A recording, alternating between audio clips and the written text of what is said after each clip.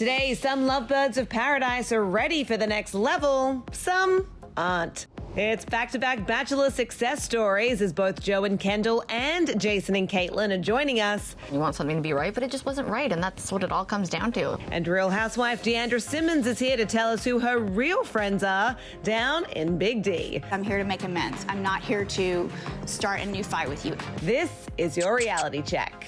This is real stuff.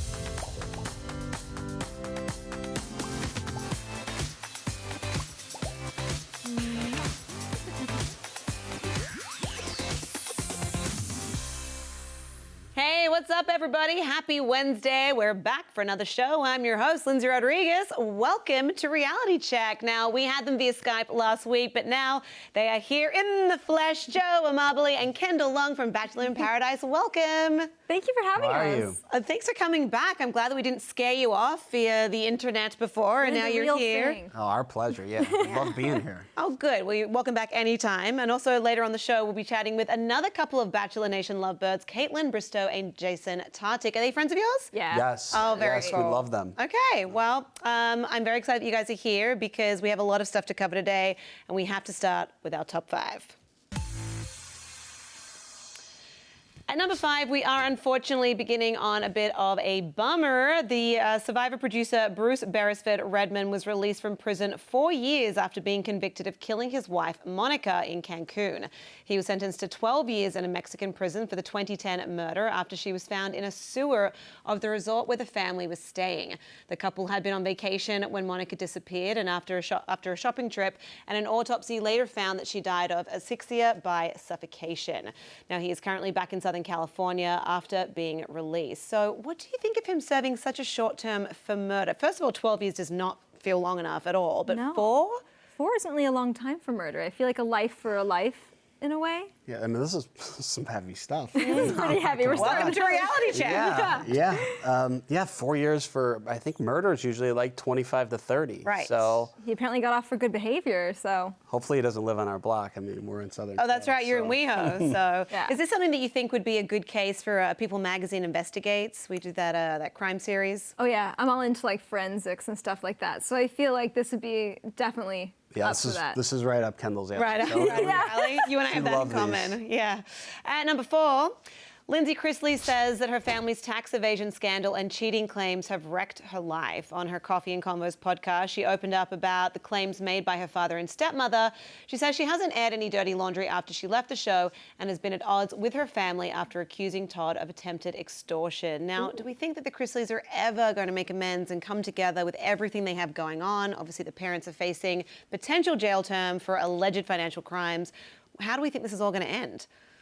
I think they're a great family. I think, they're going through some hard times right now, but, love overcomes all. And I think they will get it together. Yeah. Well, the hope is to block out all of everyone else's opinion that isn't really necessarily directly involved, only because that's where the trust is. The trust is with the family and the people that genuinely know you. So I feel like after silencing that, hopefully they can make amends. Yeah, hopefully family first, right? Yeah. Speaking of families, at number 3, Danielle Jonas has opened up about her daughter Elena's love for her uncles Nick and Joe Jonas. Now, Elena started kindergarten last week and had all her famous aunts and uncles there in spirit every step of the way. Danielle tells People that uncles Nick and Joe and aunties Priyanka Chopra and Sophie Turner showered the 5-year-old with attention and that she loves it. She's the first niece and the first to go to kindergarten. She added that the whole crew knew she'd be just fine. Now, she had such an all-star cast wishing her well on her She's first gonna be popular day. in Right? kindergarten. But out of Sophie, Priyanka, Nick, and Joe, who would you most want to drive you to your first day of school? This is a really good question for Ashley I. Yeah. Why? Who would she pick? She's like a huge Jonas fan. Oh, They're like yeah, the yeah. biggest. Yeah. Okay. I would say Joe's probably second behind her. He was listening to a Jonas Brothers song recently. Which one? Which one? I don't know. Remember you had like messaged her and it was Really? like fire. It's not like a ring. Maybe of fire. Jealous? I like Jealous. Jealous? That's a good one. I That's think a good one by Nick. That's Nick Jonas. Yeah, that's Yeah. Nick Jonas. So I guess there you go, Nick. All Nick right, Jonas. Yeah. Nick.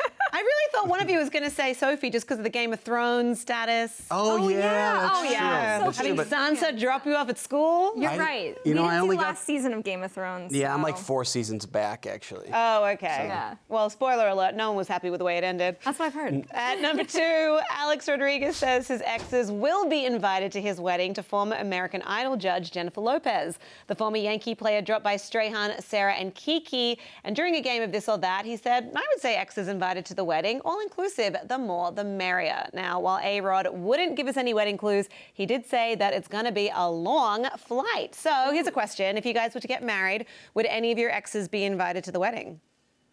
Probably not. Yeah. I mean, I don't know. I let I your mean, not news that I in have there. any resentment towards exes, but you know. I think we agreed that we want to have a smaller wedding. Yeah. So let's just keep friends and families, exes. They just don't make the cut, you know. That's fair. They're out. That's fair. And now, seeing as he has said it's a very long flight, where do you think they might be getting married? I just really hope it's Italy. Well, yeah, or maybe Australia. Ooh. That's what I was thinking, because it does not get a longer flight than No, that, it's the let me longest tell you you. get. That's true. Let me tell you. Yeah, do it in Australia, you guys. And at number 1, the Real Housewives of Beverly Hills will soon be welcoming a new mini cast member on the show. Teddy Mellencamp is expecting her 3rd child with her husband Edwin, as first reported by Us Weekly. Now, the good news comes after she revealed that she didn't think a 3rd baby was on the cards after suffering multiple miscarriages. Oh. Fellow castmate Erica Jane and her friend couldn't be happier about the news, saying, I'm so excited to welcome the first baby of Beverly Hills. Teddy is currently 14 weeks along, and she is already the mother to daughter Slate and son Cruz. So we haven't seen a pregnancy on Real Housewives of Beverly Hills. Are we excited to see this one play out on the new season? So excited. I mean, it's going to be the year of a whirlwind, and I think it's such a impactful time in someone's life. So I feel like that, yeah, I feel Yeah, like it'd be absolutely. amazing to share. And who doesn't want to watch that, you know? Right. Well, now she already has a son and a daughter, so do you want to place a little wager on if this one will be a boy or a girl? Girl. I would say boy. I have to be the opposite of you. Okay. All right. All right, fair. Well, come back in a couple of months' time and we'll see who wins. Right? Okay. All I right. do. Why don't we talk about Bachelor in Paradise now? Because Lord knows that show loves a good twist. And last night it definitely served us up a doozy with this unexpected breakup. Check it out. You are the most amazing woman I've ever met. I'll never forget the time that I spent with you. Oh my God, she's running after him. Sorry. Don't be sorry. Goodbye, Tasha. Chills. Chills. Sad. Now, considering how strong these two seemed after Paradise Prom, were you surprised at this outcome? I feel like, I was surprised. yeah, I was definitely surprised, but I almost feel like I hope it's not over, only because, you know, I guess maybe I have the feeling of Joe and I when we broke up on the beach, and their relationship seems to have a lot of laughter and humor and like lightheartedness in it. So the romantic in me wants that. Yeah. I mean, it seems like they really are in love. Like watching them, especially the last few episodes, it's like they really, really are into each other. So I definitely want them to get together. Yeah. I think Tasha struggles with that he is young. That's right. And you know, she's been married, so I think she was worried about that. But overall, I don't know. I'm hoping they get back together. Yeah, well, as you said, like as two people who left Paradise as two single people and then made your way back together and now been living together very happily for the last couple of months, like what advice would you give JPJ and Tasha? Go for it. You're always going to regret not trying. So I just say try, no matter, if you fail, you fail, but if you don't fail, then, you know. Yeah. Then amazing. you're like us, and you're living in West Hollywood. Exactly. And you have to wake up at the age of 50 and be like, damn it, I should have given it a shot. So. Yeah. And it's different. I mean, it's different than being on the beach. I mean, the real world, the relationship is different. And for us, it was better. It was better. It's better. Yeah. That's great. Yeah. It's so nice to see the two of you happy, I have to say. And seeing as we only do have one episode of Bachelor in Paradise left, care to make any predictions as to who'll get engaged, who'll break up, who might get back together at the reunion? Ooh. Hannah and Dylan, I think they're pretty much Getting engaged. Yeah. getting engaged. That's what I would think. Let's see. Chris and Katie, what do you think? Chris and Katie, I don't know if they'll be engaged per se, just because I feel like there's a lot of hesitation with Chris. Maybe they'll get engaged on like the reunion, but I'm not sure if I see it this soon. Okay. Same with Clay and Nicole. Clay and Nicole, I don't think they're going to make it, I don't- personally. it's difficult because I feel like maybe he has so much growing he has to do until he's ready to say, I love you. He doesn't seem like the one that puts it out there first or Yeah. is comfortable with that yet. Yeah. So, and she's just all in. But you think Dylan and Hannah are a sure thing? Oh yeah. I mean, think so. It looks like Yeah. that. Yeah. And then Demi. Oh, Demi and Christian. Yeah, Oh, Demi yeah. and Christian. But they were together outside, That's so I true. feel like the transition into the real world will be easy for them because they've already they seen know what both it's sides like. of the coin, you know. Yeah. And So- I feel like if they can make it past Paradise after being together in the real world, then that's the true test. So, Yeah. yeah. Well, it's going to be exciting to see how it all plays out. The finale is next week. I'm kind of sad that it's over, guys. I know. I know. It's been a good season. Well, Joe and Kendall, thank you so much for being here in person. You're welcome back anytime, and I'm so glad that living together is going so well. So, Thanks for Thank you. having us. yeah, come back soon. We are going to take a very quick break, but when we come back, Jason Tartick and Kaitlyn Bristowe will be on the line to talk even more Bachelor in Paradise. Don't go anywhere.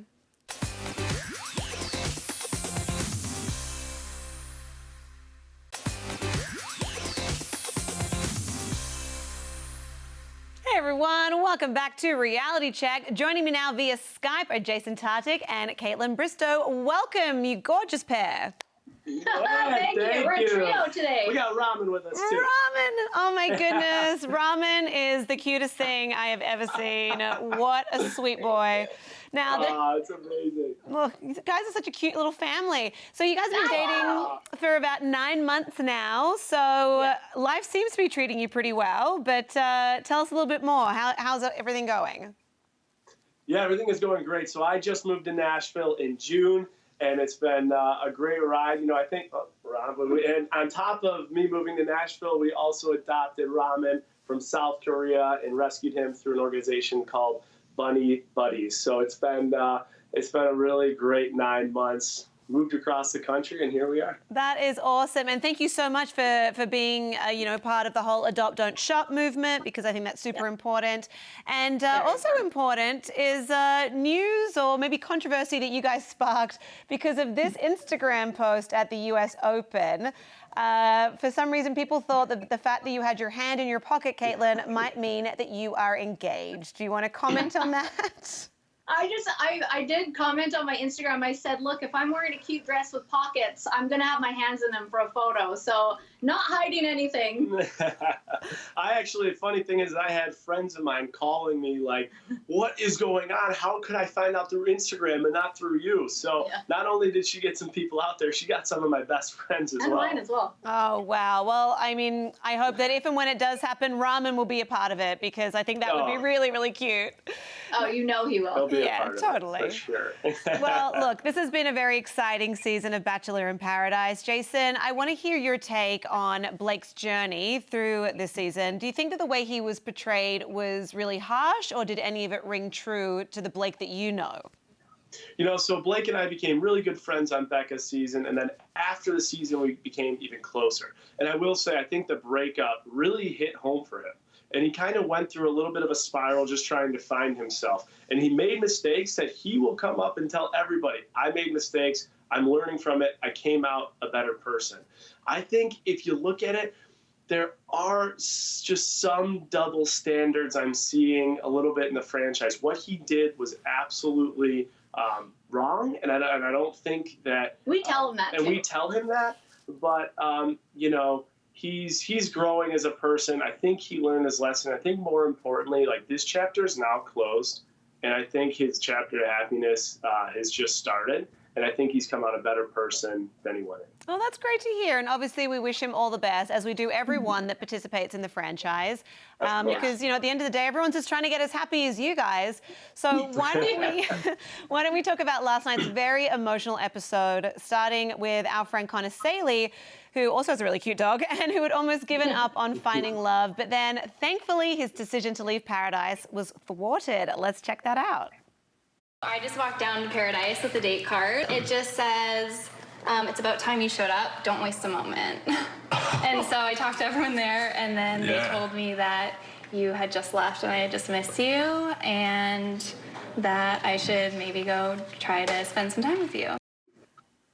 So what do you think, you two? Do you think these guys have a shot of love outside of Paradise?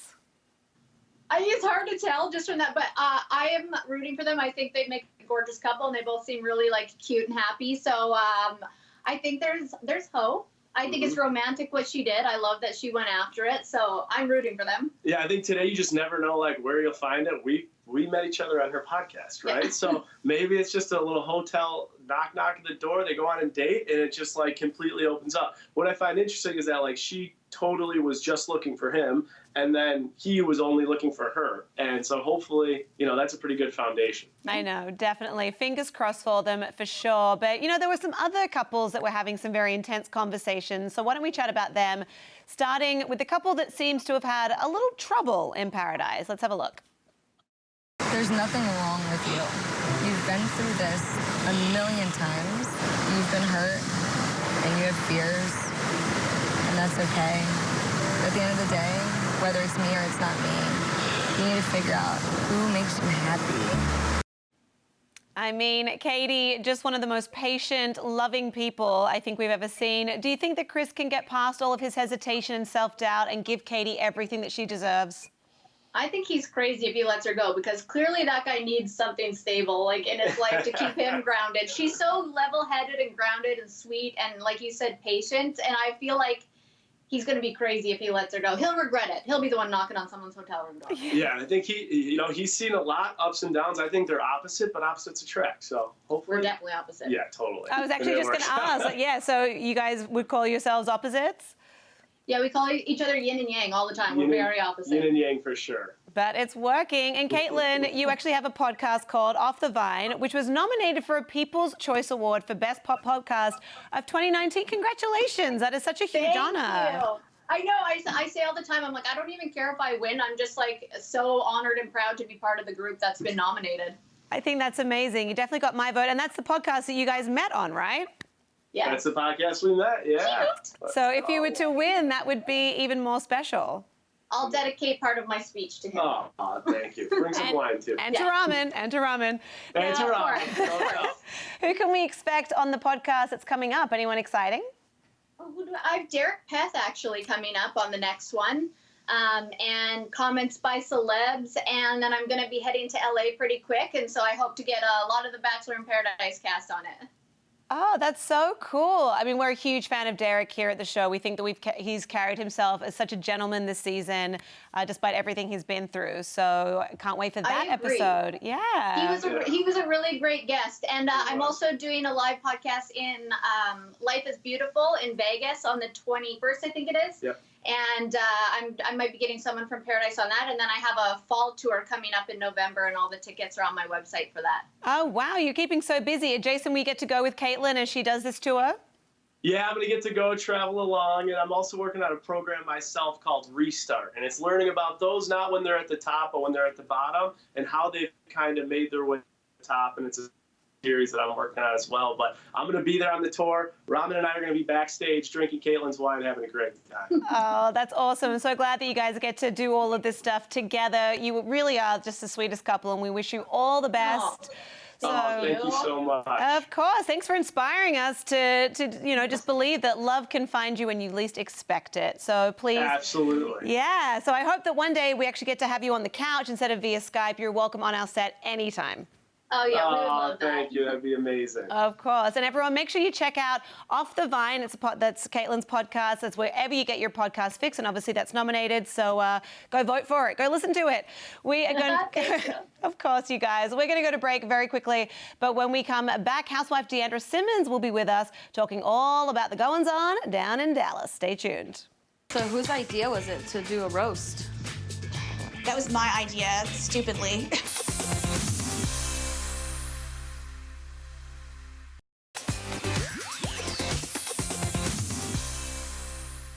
Welcome back to the show. Joining me now is one of the lovely ladies at the Lone Star State, D'Andra Simmons from Real Housewives of Dallas. Welcome. Thank you. I'm so glad to be here. I'm glad that you're here as well. And I have to say, you look freaking amazing. Thank you. You opened up recently about your facelift. So tell us a little bit more about that process, because it looks incredible. Well, thank you. I had a facelift on January 8th, because we only get a little bit, January, February time off, December, January, February. The day after, I got the invitation to Andy's baby shower. I literally came in the mail the day after, went, oh my God. So there was nothing I could do. I couldn't go at that point. I mean, and plus when you have a facelift, you have your hair out. I mean, I didn't even look like myself. I looked like a monster for a while. So, you know what you should have done is wrapped your head in bandages and been like, Andy, you may be the daddy, but I'm the mommy. Well, yeah, he probably would have liked it. So yeah, I did that because when I turned 50, I think everybody needs to decide what they want to do with their body and their lives. And of course, my mother has had a few, she's had a little bit of work done over the years. So she always said, you want to do it, preventive earlier than wait too late, because then people can notice. You just want to look like you wake up refreshed. Yeah, well, that's the thing. Like, you haven't gone too far. Like, you look perfect. It doesn't look, you know how sometimes people get it and then they look a bit bloated or painful. And that was the thing with the blonde hair. I started going blonde in November before reunion because I wanted people to notice my hair and not my face. Right, gotcha. I had like all this planned out, Right. I wasn't trying to copy anyone on the show. I had all my methods. The only bad thing is I had the facelift. My husband left 3 days later to go to National Geographic for a conference. I was by myself and I got depressed because people don't tell you get depressed when you have facelift. So I ate donuts for literally a month because, I love donuts for the show. I gained 25 pounds after my facelift. So it has been, it was just... How did you lose the 25 pounds? Because you definitely I've only lost about 15 of them. Well, look. I got a lot of junk in my trunk, Lyndsey. Oh, God. Come on. If I can look even half as good as you when I'm 50, then I'll be a very happy lady. And obviously last week was the season 4 premiere of the show, and the ladies wasted no time in staging a friend-intervention for you and Leanne. So why don't we watch that? I thought we could all get together because I feel like you have a wedding coming up. D'Andra is turning 50, and I feel like that's a big moment for her. Do you feel like you and D'Andra could come together and be in the same place? It's a lot of hurt, I'll be honest. I felt like I lost my family. So at this point, how open to reconciliation were you feeling? I think both of us went into reconciliation kicking and screaming. I'll say that. Both of us did. We have big personalities, but I also realized that if we're going to be a group of friends and we're going to hang out and do things together, we're going to have to get past this. And a lot of other people on the show have gotten past things that were much worse than what happened between us. And I think it also got really blown out of proportion. And that happens with social media, and that happens when people have agendas to promote, what they want to promote. So I think it got really out of control. But at the time, when I left for reunion and I said I was sorry, I meant it. I was sincere, and I meant authentically I was sorry, and I wanted to move past it.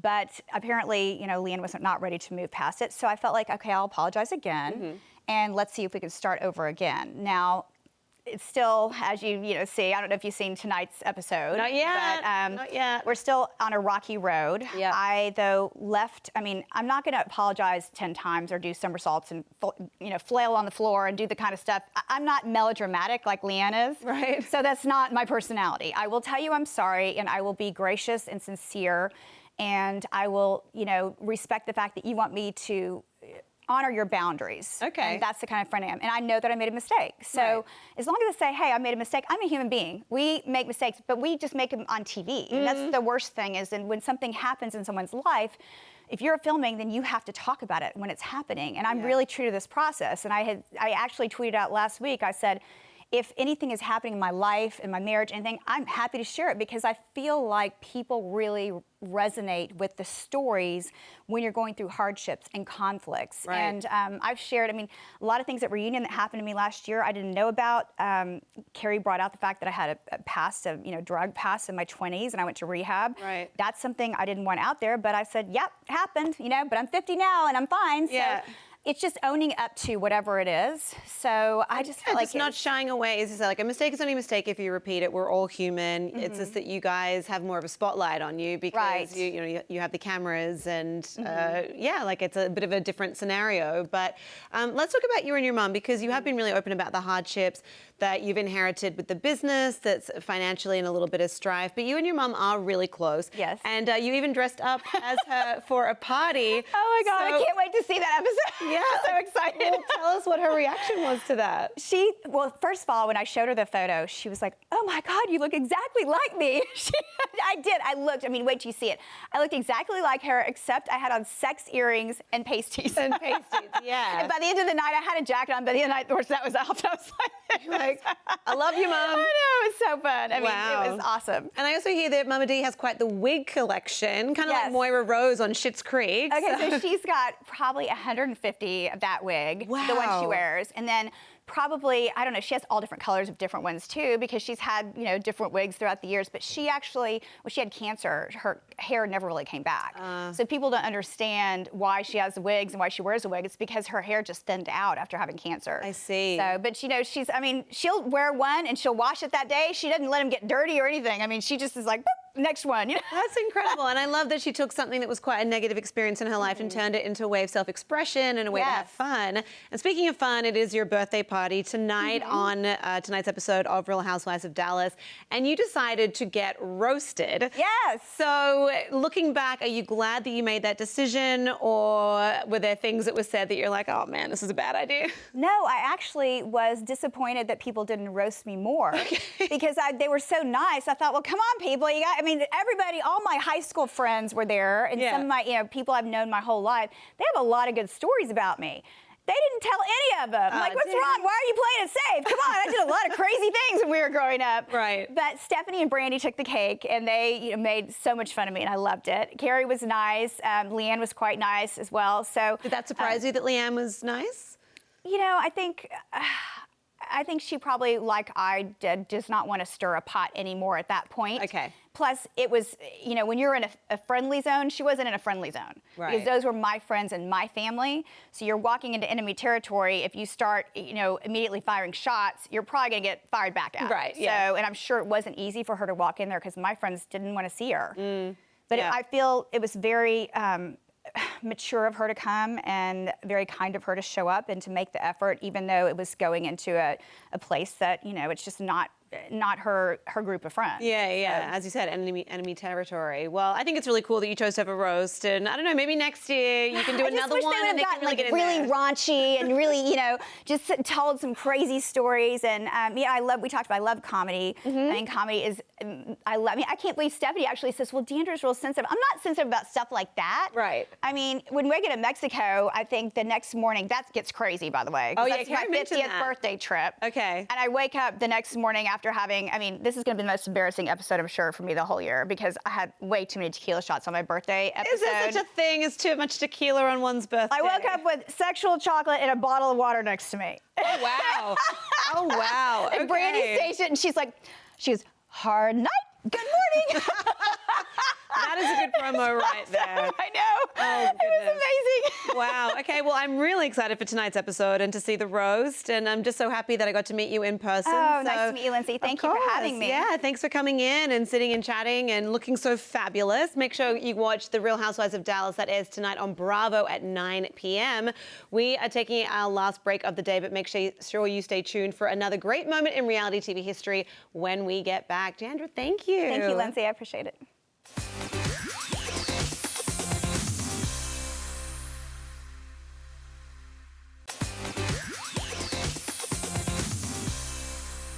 Sadly, that is it for today's show, but big thank you to all of my guests, Kendall Long and Joe Amabile, Jason Tartick and Kaitlyn Bristowe, and D'Andra Simmons. We had a big show, you guys. Remember to follow @People on Twitter to watch the newest Reality Check episode, streaming Monday through Thursday at 4:30 p.m. Eastern. All right, you guys, it is time for a reality history moment to close out the show with this moment from America's Next Top Model. I'm Lyndsey Rodrigues. I was rooting for you, and I'll check you tomorrow. Tiffany, I'm extremely disappointed in you. In this 2005 episode of America's Next Top Model, Tyra eliminates contestant Tiffany Richardson. Do you know that you had a possibility to win? And then you come in here and you treat this like a joke? Then gives her a wake-up call she and the rest of the reality world would never forget. I have never in my life yelled at a girl like this. When my mother yells at this, it's because she loves me. I was rooting for you. We were all rooting for you. How dare you? Tyra's emotional rant remains one of the most iconic scenes in reality history and continues to be the gift that keeps on giving.